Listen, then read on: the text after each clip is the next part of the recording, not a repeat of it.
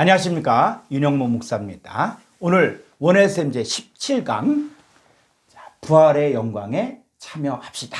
이 제목을 가지고 원어 성경을 통해서 주시는 하나님의 은혜를 나누도록 하겠습니다. 오늘 본문 말씀 고린도전서 15장 22절 26절의 말씀 보겠습니다. 아담 안에서 모든 사람이 죽은 것 같이 그리스도 안에서 모든 사람이 삶을 얻으리라. 23절 그러나 각각 자기 차례대로 되리니 먼저는 첫 열매인 그리스도요, 다음에는 그가 강림하실 때에 그리스도에게 속한 자요. 24절 그 후에는 마지막이니 그가 모든 통치와 모든 권세와 능력을 멸하시고 나라를 아버지 하나님께 바칠 때라. 25절 그가 모든 원수를 그 발 아래 둘 때까지 반드시 왕노릇하시리니 26절 맨 나중에 멸망받을 원수는 사망이니라. 오늘 말씀 제목 부활의 영광에 참여합시다. 이 말씀을 우리 구체적으로 한 절 한 절 보도록 하겠습니다. 고린도전서 15장 22절 보겠습니다. 아담 안에서 모든 사람이 죽은 것 같이 그리스도 안에서 모든 사람이 삶을 얻으리라. 첫사람 아담 안에 있으면 모든 사람이 죽은 자의 삶을 사는 것입니다. 여기서 말하는 이 죽은 자의 삶은 바로 공중권세 잡은 마귀 아래서 한평생 동안 종노릇하며 육체와 마음을 원하는 대로 살다가 죽는 인생을 말합니다. 첫사람 아담에게 속한 자들이 종교를 만들고 수양을 하고 돌을 닦지만 결국은 다 죽을 수밖에 없습니다. 그래서 에베소 2장 1절에서는 허물과 죄로 죽었던, 죽을 수밖에 없는 게 아니라 죽었던 너희를 살리셨도다. 이렇게 이야기하고 있습니다. 그러니까 첫사람 아담 아래에 있는 모든 인간은 허물과 죄로 죽었던 이 삶을 살 수밖에 없습니다. 우리가 예수님을 믿고 또 예수님에 대해서 정확하게 알아야 되는 이유가 있는데, 그것은 예수님은 인간의 모든 죄와 허물을 해결해 주기 위해서 오셨기 때문입니다. 그러니까 예수님의 삶과 십자가 사건과 부활이 어떤 의미인가? 이사야서 53장 5절 6절을 보겠습니다. 그가 찔림은, 이 그가는 바로 예수님 탄생 그 700년 전에 이사야 선지자를 통해서 예언한 것인데, 그가 찔림은 바로 예수님이 찔림은 우리의 허물 때문이요, 그가 상함은, 예수님이 상함은 우리의 죄악 때문이라. 그가 예수님이 징계를 받음으로 우리는 평화를 누리고 그가 예수님이 채찍에 맞음으로 우리는 나음을 받았도다. 6절 우리는 다 양 같아서 그릇 행하여 각기 제 길로 갔거늘 여호와께서는 우리 모두의 죄악을 그에게, 예수님에게 담당시키셨도다. 예수님은 우리의 허물과 죄악 때문에 창에 찔리고 또 십자가의 고난을 받고 우리 대신 징계를 받아 죽으신 것입니다. 예수님의 십자가 고난은 바로 성부 하나님께서 성자 예수님을 진짜로 버리신 사건입니다. 예수님께서 겟세마네 동산에서 3번이나 땀방울이 핏방울이 되기까지 간절히 기도할 때, 아버지여, 만일 아버지의 뜻이거든 이 잔을 내게서 옮기시옵소서. 그러나 내 원대로 마옵시고 아버지 원대로 되기를 원하나이다 라고 기도하는 것도 바로 하나님의 심판에 대한 두려움 때문이었습니다.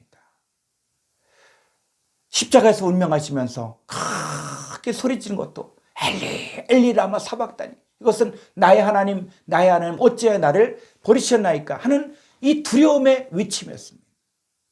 그러니까 예수님은 첫사람 아담이 지은 모든 범죄한 원죄와 모든 죄악과 모든 허물을 대신 지고 그 죄값을 다 치르시기 위하여 십자가에 실제로 죽으시고 또 하나님께 버림받은 저주를 받으신 것입니다. 만약에 거기가 끝이라면 한 사람의 죽음밖에 아무 의미가 없습니다. 아버지 하나님께서는 예수님을 죽으신 지 3일 만에 죽은 자 가운데서 부활시키셨습니다. 이 부활의 참된 의미는 바로 첫 아담의 후손들은 모든 사람이 사망에게 종노릇하였지만 이제 예수 그리스도 이후부터는, 예수님이 부활하신 이후부터는 모든 사람이 바로 새로운 삶을 얻게 되었습니다. 그래서 예수 그리스도 이후부터 예수 그리스도를 믿는 사람은 저주가 끝난 삶, 또 징계가 끝난 삶, 그리고 예수님을 믿음으로 하나님의 자녀로서의 권세를 가지고 사는 삶, 바로 예수님을 통해서 죄의 권세에서 해방된 삶을 살 수 있는 길이 활짝 열려진 것입니다. 우리가 할 수 있는 일들은 단 하나인데 이 사실을 내가 믿음으로 받아들이는 것입니다. 예수님 믿는 사람만이 이 놀라운 새로운 삶을 경험할 수 있는 것입니다. 그래서 예수님 믿는 여러분 안에 새로운 삶이 시작되는 것을 믿고 순종하여 이 축복의 삶을 누리기를 주의 이름으로 축원합니다. 자, 고린도서 15장 24절로 26절 말씀 보겠습니다. 그 후에는 마지막이니 그가 모든 통치와 모든 권세와 능력을 멸하시고 나라를 아버지 하나님께 바칠 때라. 25절 그가 모든 원수를 그 발 아래 둘 때까지 반드시 왕노릇 하시니 26절 맨 나중에 멸망받을 원수는 사망이니라. 이 성경을 깊이 있게 연구하다 보면 이 성경의 내용은 때로는 시간을 초월하여 적용되는 것을 보게 됩니다. 자, 우리가 예수 믿고 나서도 우리 예무가 변화된 것이 별로 없는 것처럼 보이지 않습니까? 근데 성경은 고린도서 5장 17절에서 그런즉 누구든지 그리스도 안에 있으면 새로운 피조물이라. 자, 이전 것은 지나갔으니 보라 새 것이 되었도다 라고 선언하고 있습니다. 그러니까 예수 믿는 저와 여러분은 이전의 죄의 몸이 아니라 새로운 피조물이요 의의 몸이요 새 것이 된 것입니다. 믿으십니까? 옆 사람 얼굴을 보십시오. 아직도 예전의 죄의 사람으로 보이십니까? 아니요.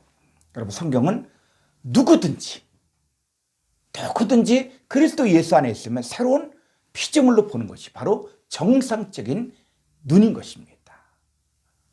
자, 로마서 6장 6절로 7절을 우리가 알거니와 우리의 옛사람이 예수와 함께 십자가에 못 박힌 것은 죄의 몸이 죽어 다시는 우리가 죄에게 종노릇하지 아니하려 함이니. 7절 이는 죽은 자가 죄에서 벗어나 의롭다 하심을 얻었습니다. 예수님을 믿었다는 것은 바로 우리의 옛사람 죄의 몸이 또 죽은 것이 예수님과 함께 못 박힌 것입니다. 그러니까 우리는 죄에서 벗어나 의롭다 하심을 얻은 것입니다.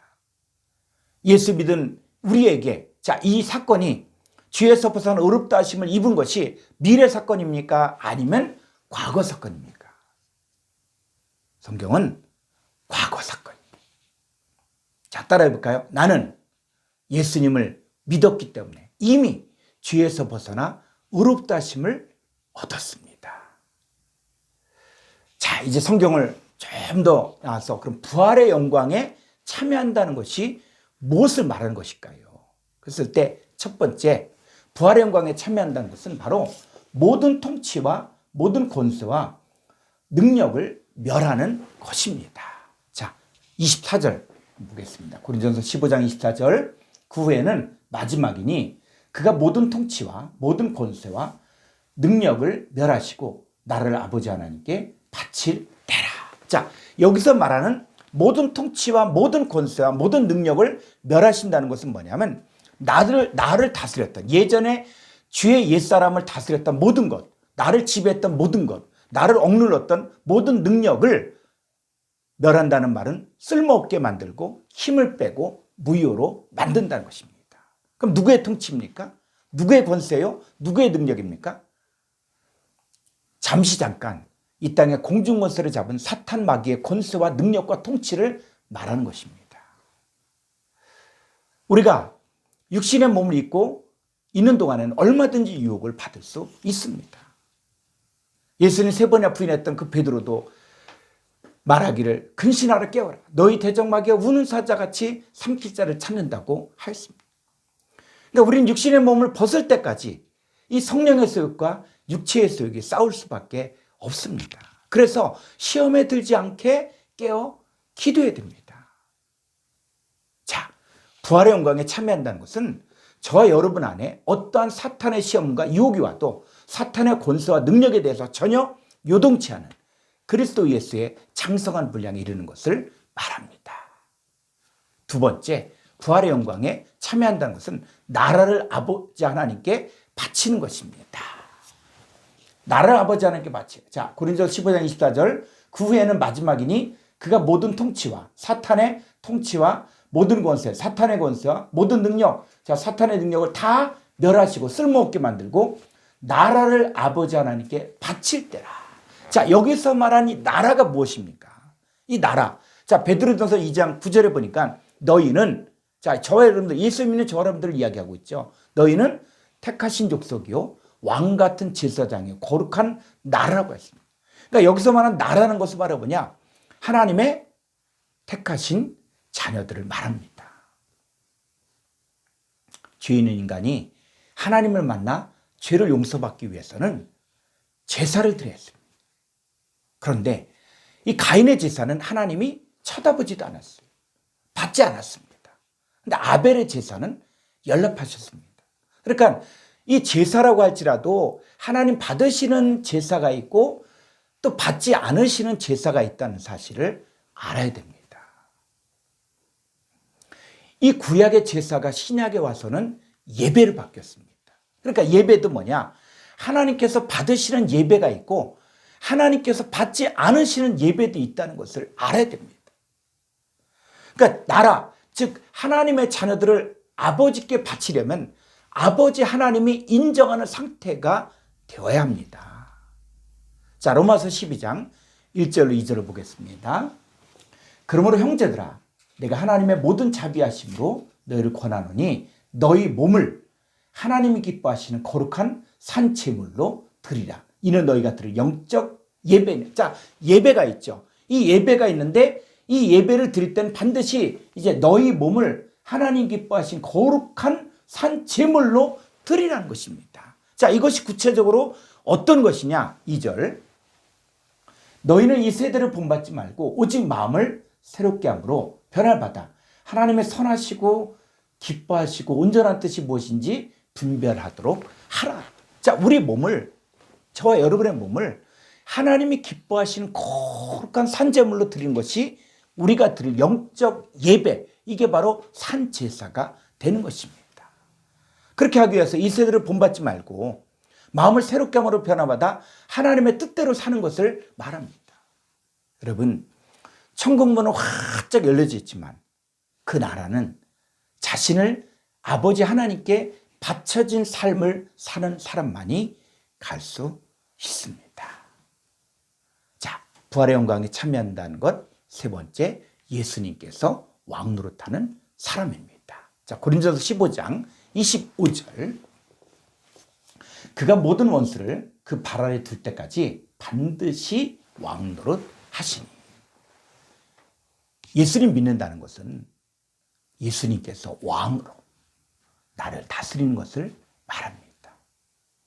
그래서 모든 원수, 즉 최종적으로 사망까지도 멸망받게 되면 온전한 생명만이 역사하는 부활의 영광에 참여하는 것입니다.